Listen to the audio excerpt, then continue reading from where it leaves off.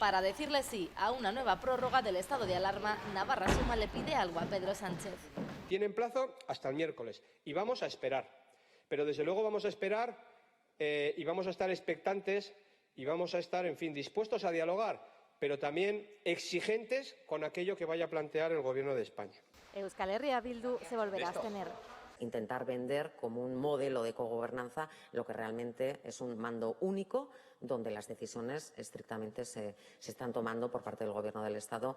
Frente a esto, el Partido Socialista de Navarra pide responsabilidad. No hay que poner en cuestión que todavía no hemos pasado la crisis sanitaria y, por lo tanto, hay que tener una coordinación bajo un mando único, porque aquí no se pueden crear reinos de taifas.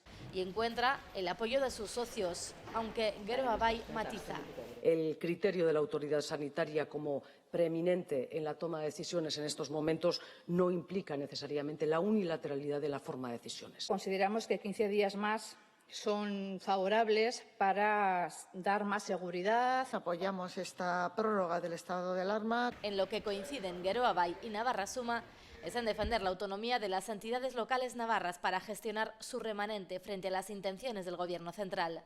No vamos a soportar que se intente tutelar, que se intente imponer dónde tienen que gastar y dónde no tienen que gastar los ayuntamientos de esta tierra. Y entendemos, además, que son los ayuntamientos quienes deben gestionar ese remanente. Todos los partidos navarros piden negociar con el Estado para que la comunidad foral pueda acceder a ese fondo de 16.000 millones de euros.